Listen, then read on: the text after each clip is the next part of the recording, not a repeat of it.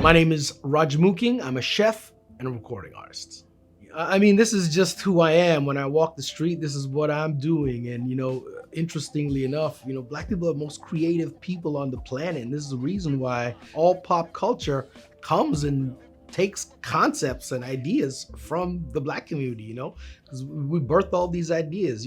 People saying like, all good. That's all good. Yo, that's from E40 in the Bay. Like, this is the culture, drives pop culture. So, it's amazing to be part of that. When I was coming up, I always worked for people who didn't look like me, whether it was working in hotels and restaurants. There were very few places that I could go that were Black owned businesses or by any people of color that I could go to and really develop my skills and learn. There was, small mom and pop shops, but that's similar to stuff that I already know. I want to learn different things. So to be able to dive in, it was just very difficult to find those types of mentors that looked like me. So I always kind of looked outside of my industry to other people who are doing really interesting stuff. I look to artists and designers and different thought leaders, like Malcolm Gladwell or Cornel West or people like that who are really thinking outside of the box in their industry and brought that way of thinking to my industry, because there wasn't a lot of people in the food and beverage industry when I was coming up who were leading the kitchens. Yeah, there were a lot of people working in the kitchens alongside, but not leading those kitchens. Very interesting you said this. Just today, I posted a quote from my grandfather. It's a very famous Mooking household quote. My grandfather is was an old Chinese man, came from the Guangdong province of China, very small, limited English vocabulary. But he always used to say, too much, too little, same. And, I think about that a lot.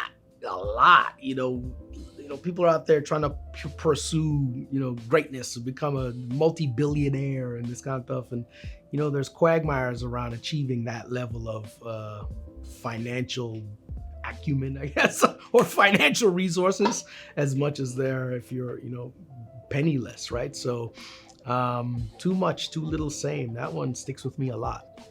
Yeah, I think Edibles now, I think is my 5th solo release, and I've always been doing it. I have an album called Soul Food, another one called Feedback, one called Eat Your Words, and then this one is the latest iteration in that called Edibles. And for me, it's always about bringing people into the entire ecosystem, because we aren't singular people. We may be an accountant by day, or but you're a parent at night. You're also a lover and a companion to someone else. You maybe have little children. You may be a dog father, right? So there's all these aspects to our personality, and I always try and bring all those aspects to my life into what I do and bringing it to the forefront. So by naming an album Edibles, it also kind of gives you the idea that we're connecting the worlds of the food and the music, but also specifically to edibles. It's just something that when you consume that record, it just feels good, gives you a nice little buzz. To begin, I think we need to start to see more people of color in places of power working in the industry. So the general managers, the executive chefs at that level inside the restaurants, and gradually level those people up, or invest in people who want to do that thing and level up to really get into the game, so that they could be their own proprietors, owners, executive chefs, hire people that they want to enrich from their communities as well, right? So it really starts with, I think, ownership, man. I think ownership is just essential. I learned very early in the culinary industry through people in the industry telling me straight out that we're just not going to give it to you like that. So I had to kind of take it. So I encourage other people out there that if this is their dream, to go out there, grab it and take it.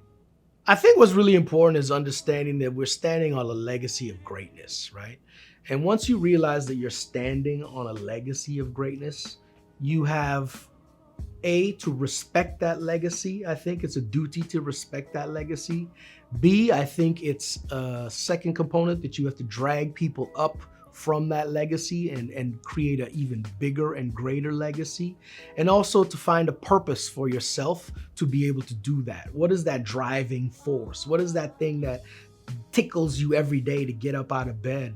So find what that thing is. Understand that you're standing on a great beautiful, strong foundation, and that you can contribute to that. You can add a brick to that wall of the foundation, and in years we'll have a beautiful building, you know? So it's just steps, baby steps, a lot of patience, but also just relentless grinding.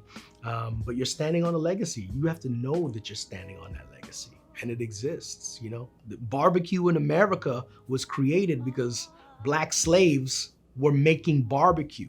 And after a while, they realized that the white slave owners realized, hey, we can make money doing this. So now when you go and you see a lot of barbecue places traveling around North America, a lot of them are not owned by Black people because the white community took over the barbecue scene and then the media around the barbecue scene and all of that stuff.